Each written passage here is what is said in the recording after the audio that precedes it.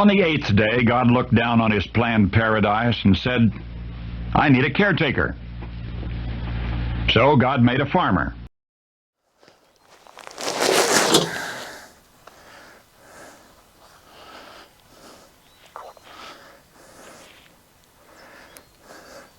Howdy folks, I'm Darren. Welcome to 8th Day Chronicles here at Cross Timbers Farm.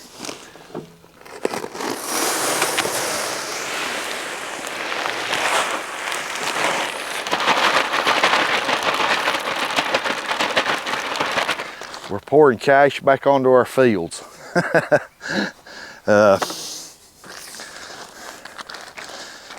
Again, I don't know if you can see that. Pro Ag 1919. This is heading to the west field. We just cut it last weekend. And we're supposed to get some pretty strong thunderstorms this evening with rain in the forecast.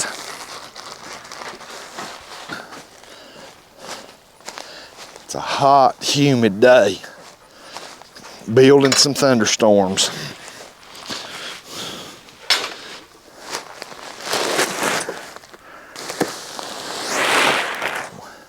We cut and baled the west field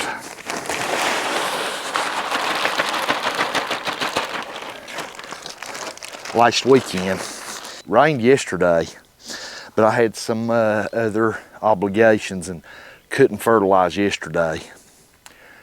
Expecting some thunderstorms heading right this way this afternoon or this evening. So it's about 3 p.m. now. We're getting ready to go fertilize the west field for second cutting.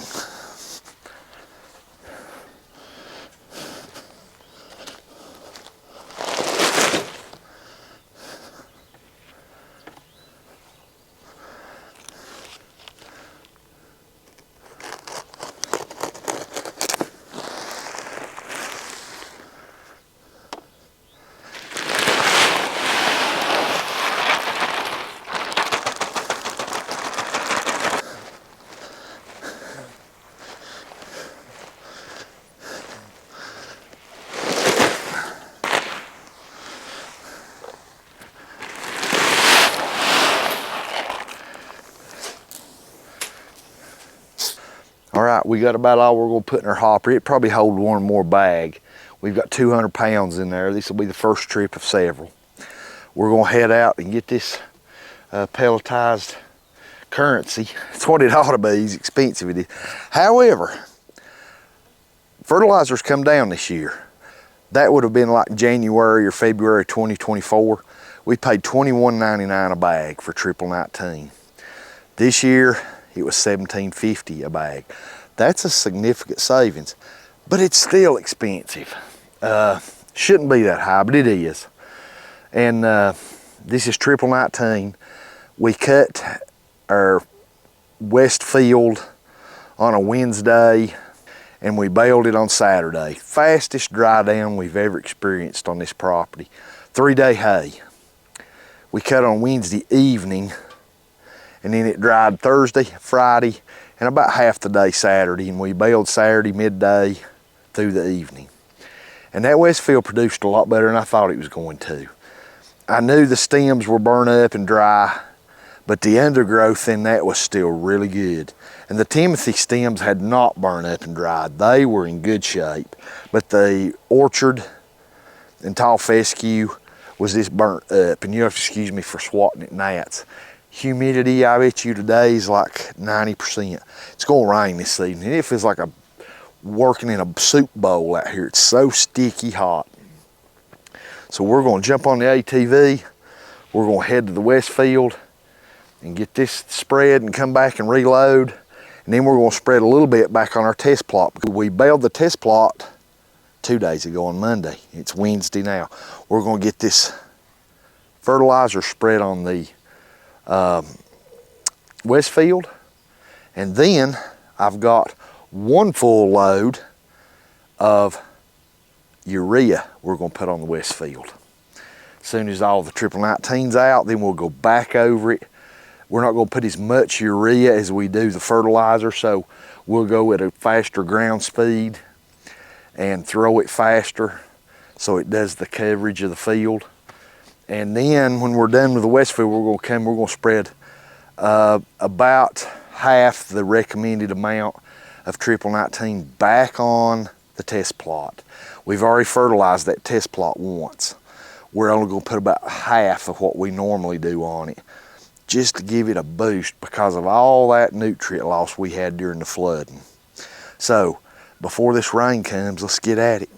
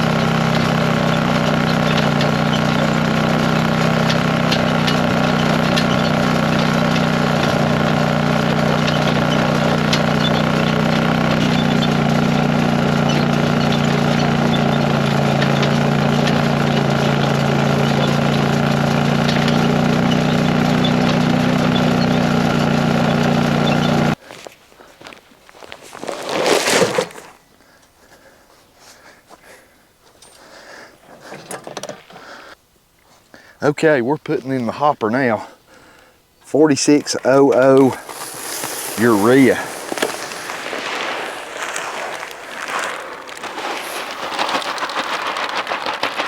With a agent on it called fix. What that fix does, it coats the urea pellets and to keep them from vaporizing until rain can get on them.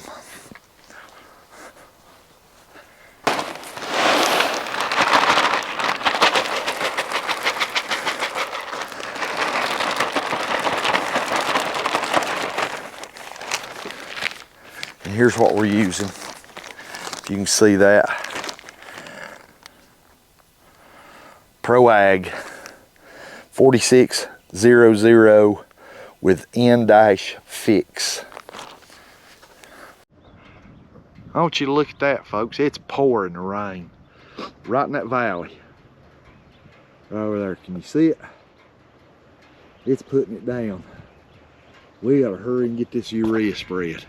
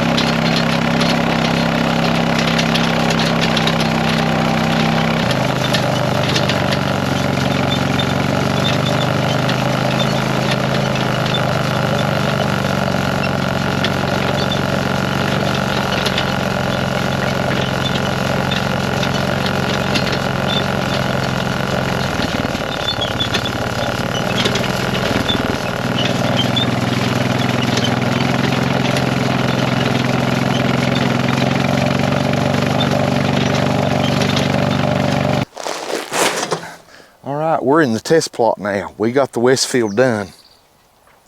Still hasn't rained, but it looks like it's threatening just any moment. What better time to spread our fertilizer?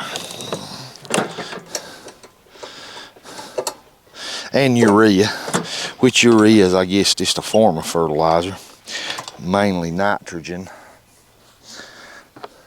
What we're putting here on the test plot is triple 19, and we're putting about half of what we would normally put on it because we've done fertilized it once.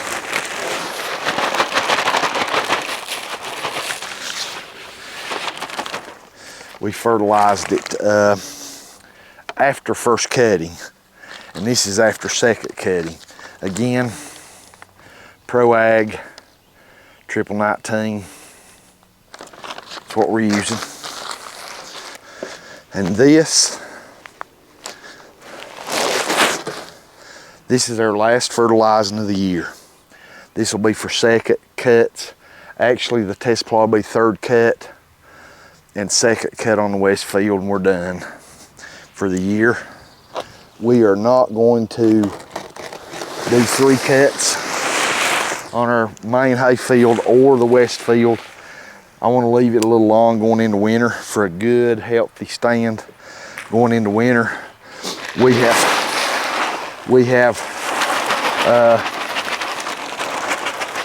due to the nutrient loss that we had from the flood that washed a lot of our nutrients and micronutrients away. And for a couple of years, they've had 3 or 4 cuts a year took off of them. And it's not really what you per se letting it rest, but it's putting nutrients back in the ground. We're going to, that's the reason we're doing this fertilizing again, putting more on it, trying to build those nutrients and micronutrients back up. And I think we're accomplishing that slowly but surely. It's kind of expensive doing it, but it is what it is. And I've got to apologize right up front. You're going to see when we go through the test plot, some of y'all are already probably saying, wait a minute, Darren, I thought you was going to bale that, show us baling that.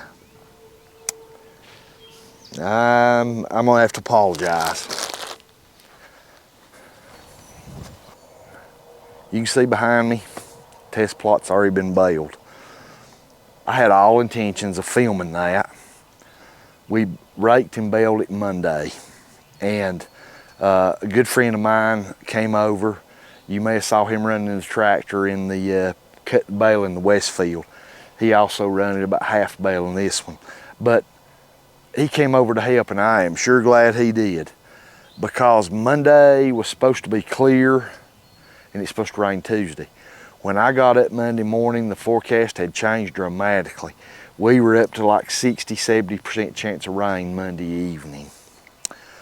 So I had some appointments Monday morning, but just as soon as I got back from those appointments, we lit into raking and baling this test plot as fast as we could. Literally while we were baling, and this is the reason I didn't film it, setting up camera equipment, all that stuff takes some time. There was rain going all around this farm. We stood here in this test plot and watched right over here, and it's almost looking like rain that way now. Can you see that? Right in that valley right there, all in that valley. We started baling, got it raked, started baling, and you could see 2 different times. You could see downpours of rain happening in that valley, literally a mile from here or less. And we got just a few drops of rain, and we were just looking up like, oh no, here it comes, because this was premium hay. And we was like, oh no, it took 5 days to get it dried down, and it's good, and we're starting to bale, and here comes the rain. It stopped raining, and the rain moved on away, and about 30 minutes later, Mike pointed and sit like that. The tractor was running, you know, pointed. And man, it was pouring the rain again. About a mile away, or 3/4 of a mile. From up on this hill, you could see it over in that valley, and you could see it coming. Went right around us. We got just a few drops. So we got it all baled, got it in. None of it got rained on. You talk about the hand of the Lord watching after us. My goodness, we were able to get that hay in, and really, to speak of, no rain on it. It might have rained 3 or 4 drops here. But it's up, as you can see. And I'm happy to report our fertilizer and urea that we did on this test plot for a test. That's what the test plot is. After first cut, we put triple 19 and urea on this test plot. And the results of our baling 2 days ago was a record. Previously, off this little 3/10 of an acre, the highest number of bales we ever got was 18.5. And we baled this Monday and got 20, a record. And high quality hay. Now bear in mind, quantity is not our goal here. Quality is getting good hay. But that was good hay. And when you have good hay, you want to get as much of it as you can. And we got 20 bales off this little 3/10, more than I've ever gotten. The most we ever got was last year when we had to wait so long into June for first cut, and we ended up with 18.5. Well, we beat that. And this was not waiting. Well, we had to wait a little while, but not like we did that 18.5 bales. We had to wait a long time. We had to wait a few weeks on this one, but not like the other one where it was over a month. So for that combination, we stirred that urea and triple 19 together just as a test, a trial, put it on our test plot, and boy, did we get good results. That's why you just saw me a minute ago spreading urea on the west field. I don't have enough urea to put it on the main field this year, but that'll happen next year. That was a test to spend some money on urea. That was well worth it. Okay, let's get this test plot, triple 19, spread on this test plot before it rains on us.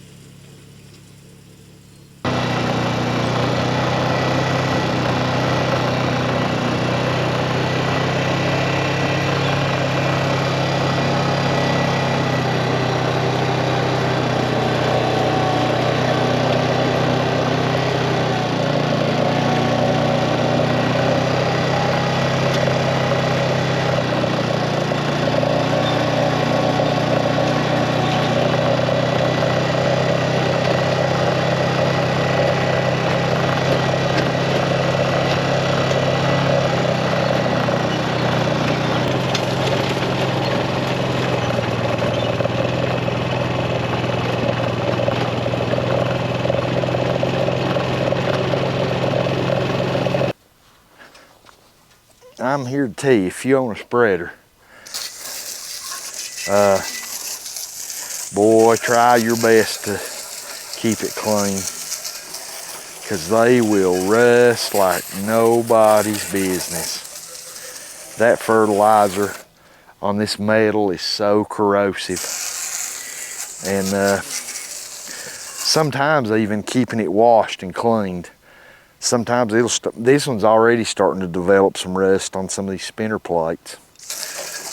No matter what you do, that stuff is just so corrosive on metal that there's no keeping it off of it.